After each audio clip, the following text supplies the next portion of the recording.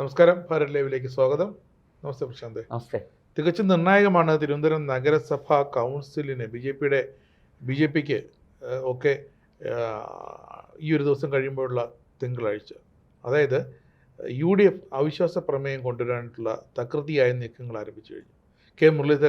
മന്ത്രിയായ കെ മുരളീധരനാണ് അതിൻ്റെ എല്ലാ ചുക്കാനും പിടിക്കുന്നത്. 20 പേരാണ് UDF, 29 പേര് LDF അംഗങ്ങളുണ്ട്.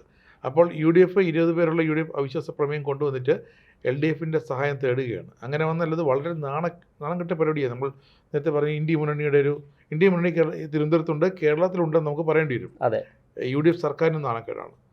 നിയമസഭയ്ക്കുള്ളിൽ പിണറായിയും അന്ന് തന്നെ അവിശ്വാസ പ്രമേയം ഇവിടെ എടുക്കുമ്പോൾ നിയമസഭയ്ക്കുള്ളിൽ പിണറായിയും VD സതീശൻ തമ്മിൽ ഏറ്റുമുട്ടിക്കൊണ്ടിരിക്കുകയായിരിക്കും കഴിഞ്ഞ ദിവസങ്ങളിലേതുപോലെ. അപ്പോൾ ഇവിടെ ഇരുവരും ചേർന്ന് അതിന് അവിശ്വാസ പ്രമേയത്തെ പിന്തുണയ്ക്കുകയാണെങ്കിൽ ഏതാണ്ടൊക്കെ ഒരു 50-50 എന്നൊരു ടൈയിലേക്ക് വരാം. 49-50 പിന്നെ ഒരു സ്വതന്ത്രൻ. ഈ സ്വതന്ത്രൻ്റെ നിലപാട് നിർണായകമാകും. എന്തായാലും സ്വതന്ത്രൻ BJPക്കൊപ്പം പോയിട്ടില്ലെങ്കിലും അയാളുടെ വോട്ട് നിർണായകമാണ്. അതെ, ഇവിടെ ഇത് സത്യത്തിൽ നമുക്ക് പ്രത്യക്ഷത്തിൽ തോന്നും ഇത് BJPക്കെതിരാണ്, UDF കൊണ്ടുവരുന്നത് BJPക്കെതിരായ ഒരു നീക്കമാണ് എന്ന് തോന്നും. പക്ഷെ സത്യത്തിൽ ആഴങ്ങളിൽ ഇറങ്ങി പരിശോധിച്ചാൽ നമുക്കത് മനസ്സിലാകും. അത് BJPക്കും ശരിയാണ്, BJP ഭരണത്തെ തൃശങ്കുവിലാക്കാനുള്ളൊരു നീക്കമാണ് UDF നടത്തുന്നത്. പക്ഷേ ആത്യന്തികമായിട്ട് അത് കത്രികപ്പൂട്ട് വീഴുന്നത് LDFനാണ്. കാരണം UDF അവിശ്വാസ പ്രമേയം കൊണ്ടുവന്നു, LDF അതിനെ പിന്തുണച്ചു അല്ലെങ്കിൽ പിന്തുണച്ചില്ല, ഈ രണ്ടല്ലേ ഉള്ളൂ. പിന്തുണയ്ക്കാതെ LDFന് മാറി നിൽക്കാം. അപ്പോൾ കോൺഗ്രസ്സിന് പറയാവുന്ന എന്താണ്, UDFന് പറയാവുന്ന എന്താണ്? LDF BJP deal. അപ്പോൾ അത് വരാൻ പോകുന്ന ദിവസങ്ങളിൽ അത് UDF, ഞാൻ പറഞ്ഞില്ല, കേരളത്തിൽ ഏറ്റവും നന്നായിട്ട് രാഷ്ട്രീയം പയറ്റുന്നത് UDF ആണ്. LDFന് CPMന് ഇപ്പോൾ അതിനുള്ള കരുത്തൊക്കെ ചോർന്നു പോയി. സഖാവ് EMS നമ്പൂതിരിപ്പാടുണ്ടായിരുന്ന കാലത്ത് ഓക്കെ, അദ്ദേഹത്തിൻ്റെ കാലശേഷം 98-ന് ശേഷം അങ്ങനൊരു രാഷ്ട്രീയമായ ഒരു മുന്നേറ്റം LDFും CPIM നടത്തിയിട്ടുണ്ടോ? സത്യത്തിലൊന്ന് ആലോചിച്ച് നോക്കൂ. 2001 മുതൽ 2006 വരെയുള്ള കാലത്ത് UDF സർക്കാരിൻ്റെ തമ്മിലടിയും അഴിമതിയും സ്വജനപക്ഷപാതവും മാറാട് കലാപവും ഒക്കെയാണ് 2006-ൽ VSനെ അധികാരത്തിലേറ്റിയത്. അന്ന് ഇതിനെല്ലാം എതിർത്ത് നിന്നത് ഒരു VS ആണ്. അല്ലാതെ എന്തെങ്കിലും ഒരു രാഷ്ട്രീയ കളി കളിച്ച് അവിടെ അധികാരത്തിൽ വന്നവരാണോ LDF? അല്ല. കഴിഞ്ഞ ദിവസം G സുധാകരൻ നിയമസഭയിൽ പറഞ്ഞത് EMS, Oommen Chandy, K Karunakaran, AK Antony, കരുണാകരൻ്റെ പേര് പറഞ്ഞില്ല, EMS, ഉമ്മൻചാണ്ടി, AK ആന്റണി, പിന്നെ EK നായനാർ, പിന്നെ VS ഉണ്ട്. ഇതിനുശേഷം ആരുണ്ട് എന്നാണ് ചോദിച്ചത്. അല്ല, VS അവിടെ നിൽക്കട്ടെ.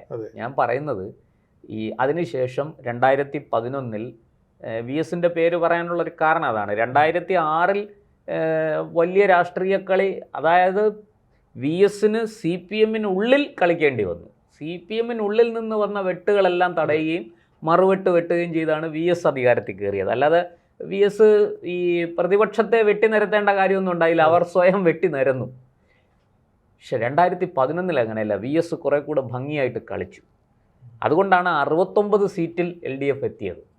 അവിടെ അന്നൊന്ന് ആലോചിച്ച് നോക്കൂ, വരുന്ന 10-20 വർഷം കൊണ്ട് കേരളത്തെ ഒരു മുസ്ലിം രാഷ്ട്രമാക്കാൻ ശ്രമം നടക്കുന്നു എന്നുള്ള 2010 ഡിസംബർ 20-ാം തീയതിക്ക് ശേഷമുള്ള, ഡിസംബർ 20-നോ മറ്റോ ആണ് അദ്ദേഹം ആ സ്റ്റേറ്റ്മെൻറ്റ് നടത്തുന്നത്. ആ ഒറ്റ സ്റ്റേറ്റ്മെൻറ്റിലൂടെയാണ് VS തിരിച്ചു പിടിച്ചത്. 2009-ൽ അബ്ദുൾ നാസർ മദനിക്കൊപ്പം പോയിരുന്ന് വേദി പങ്കിട്ട് അബ്ദുൾ നാസർ മദനിയുടെ തോളിൽ കൈയിട്ട പിണറായി വിജയൻ വെറും 4 സീറ്റ് മാത്രം കൊണ്ട് തൃപ്തിപ്പെടേണ്ടി വന്നു ലോക്സഭയിൽ. ആ തകർച്ചയിൽ നിന്ന് 2010-ലേക്ക് എത്തുമ്പോൾ 2010-ലെ തദ്ദേശ തെരഞ്ഞെടുപ്പിലും വലിയ തിരിച്ചടിയാണ് LDFനുണ്ടായത്. അത് മനസ്സിലാക്കി VS കളിച്ച കളിയാണ്, അതൊരു രാഷ്ട്രീയ കളിയാണ്. ആ രാഷ്ട്രീയ കളിയിൽ 2011-ൽ വിജയത്തിനോട് അടുത്തെത്തി. അതുകൊണ്ട് VSൻ്റെ പേര് പറയുന്നതിനകത്ത് ഒരു സാങ്കത്യമുണ്ട്. പക്ഷെ ഞാൻ ചോദിക്കുന്നത്, LDFന് അങ്ങനെ എന്തെങ്കിലും ഒരു രാഷ്ട്രീയ അഭ്യാസം ഈ കളിക്കാൻ പിണറായി വിജയന് സാധിച്ചിട്ടുണ്ടോ? ഇല്ല.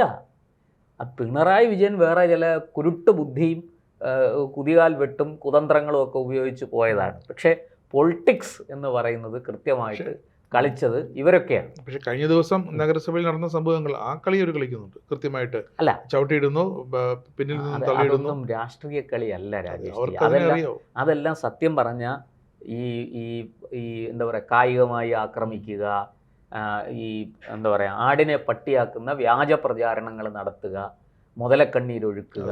പഴയ ഗർഭസത്യാഗ്രഹം അറിയാമല്ലോ, CPM-ൻ്റെ ഒരു സ്ഥിരം, കമ്മ്യൂണിസ്റ്റ് പാർട്ടിയുടെ ഒരു സ്ഥിരം നയമാണ്. എന്നിട്ട് പിന്നെ ഈ പറഞ്ഞ പോലെ ഏരവാദം മുഴക്കുക, ഇതൊക്കെയാണ്. പിണറായി വിജയനെതിരെ ലാവ്ലിൻ കേസ് CBI അന്വേഷിക്കാൻ ഇത് വന്നപ്പോൾ, കോടതിയിൽ നിന്ന് ഉത്തരവ് വന്നപ്പോൾ, അന്ന് പോളിറ്റ് ബ്യൂറോ അംഗം S. രാമേന്ദ്രൻ പിള്ള പ്രസംഗിച്ചത് തേങ്ങാമോഷണം മുതൽ CPM-ൻ്റെ തലയ്ക്ക് വച്ചിട്ടുണ്ട് എന്നാണ്.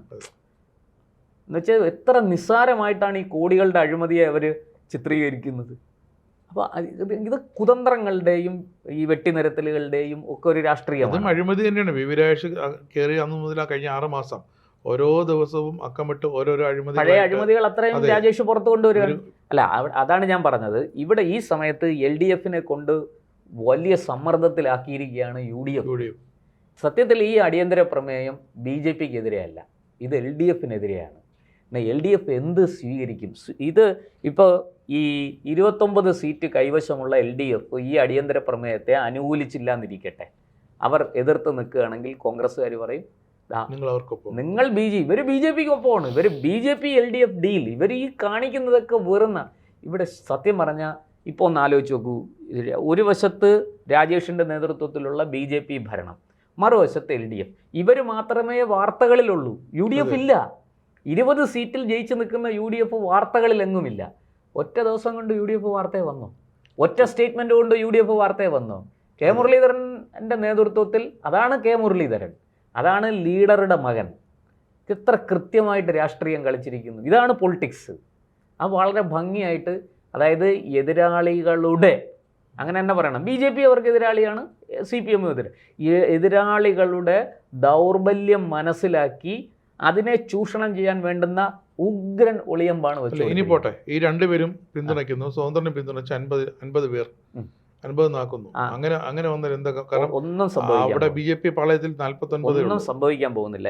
BJP പാളയത്തിൽ 49 അല്ല 50 പേര്, 50 ഉണ്ട്.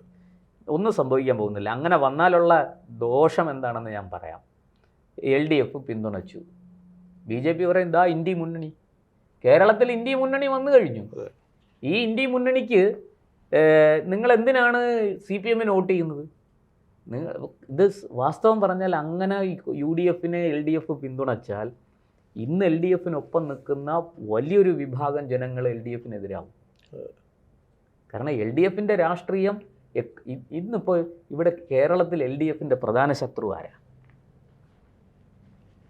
BJP അല്ല, പ്രധാന ശത്രു UDF അല്ലേ? UDF അല്ലേ ഭരിക്കുന്നത് കേരളത്തിൽ. ഞാൻ പറഞ്ഞ കേരളത്തിൽ LDF-ൻ്റെ പ്രധാന ശത്രു UDF ആണ്.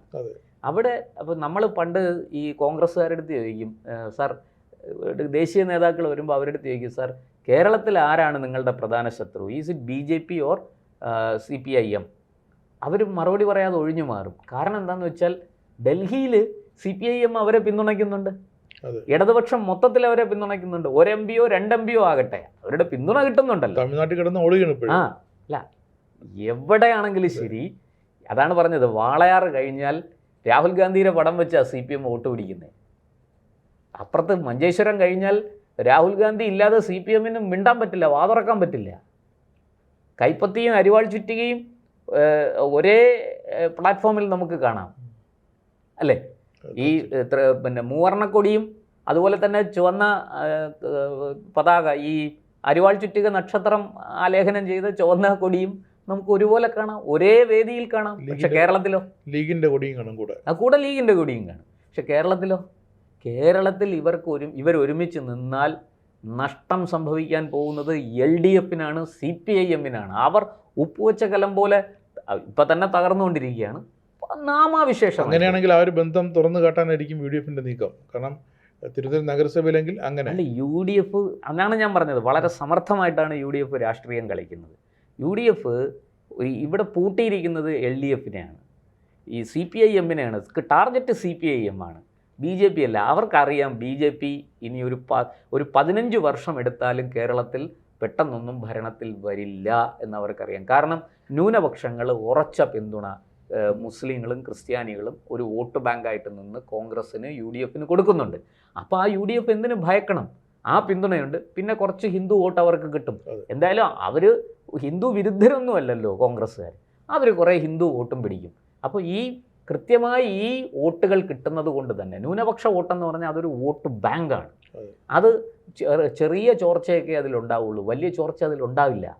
ഇനി ഒരു തിരിച്ചുവരവ് ന്യൂനപക്ഷങ്ങളുടെ സഹായമില്ലാതെ LDF-ന് പറ്റില്ല. അതുകൊണ്ടാണ് LDF ഇപ്പോൾ ഈ ദീപക് ബാബു ഉണ്ടല്ലോ, ഈ ഹർജിയുമായിട്ട് ഹൈക്കോടതി പോയ ഈ സത്യപ്രതിജ്ഞ SP ദീപക്, ആ ദീപക് എന്താ പറഞ്ഞിരിക്കുന്നത്? സത്യപ്രതിജ്ഞയെക്കുറിച്ച് പറഞ്ഞപ്പോൾ അള്ളാഹുവിൻ്റെ നാമത്തിൽ സത്യപ്രതിജ്ഞ, അത് വേണമെങ്കിൽ ചെയ്തോട്ടെ, കുഴപ്പമൊന്നുമില്ല. നോക്കൂ, സത്യപ്രതിജ്ഞ ഒന്നുകിൽ ഇതെല്ലാം തെറ്റാണെന്ന് പറയണം, അല്ലെങ്കിൽ ഇതെല്ലാം ശരിയാണെന്ന് പറയണം, അല്ലേ? അവിടെ കൃത്യമായി ഹിന്ദു ദേവീദേവന്മാരുടെ പേരിൽ ചെയ്ത സത്യപ്രതിജ്ഞ മാത്രമാണ് അവർ ചോദ്യം ചെയ്തത്. അതായത് CPM ഇപ്പോഴും ദിവാസ്വപ്നം കാണുകയാണ്, ന്യൂനപക്ഷങ്ങളുടെ പിന്തുണ തിരിച്ചു വരും. ഈ 5 വർഷം കഴിയുമ്പോൾ VD സതീശൻ സർക്കാരിനോടുള്ള വെറുപ്പ് ന്യൂനപക്ഷങ്ങളിൽ ഉണ്ടാകുകയും അവർ തിരിച്ചു വരികയും ചെയ്യും എന്നാണ് ഇടതുപക്ഷം കണക്ക് കൂട്ടുന്നത്. അല്ലയോ മഹാമണ്ടന്മാരെ, നിങ്ങളങ്ങനെ കണക്ക് കൂട്ടിയിരുന്നോ? ഒരു കാരണവശാലും ന്യൂനപക്ഷ വോട്ട്, പ്രത്യേകിച്ചും മുസ്ലിം വോട്ട് നിങ്ങൾക്ക് തിരിച്ചു വരില്ല.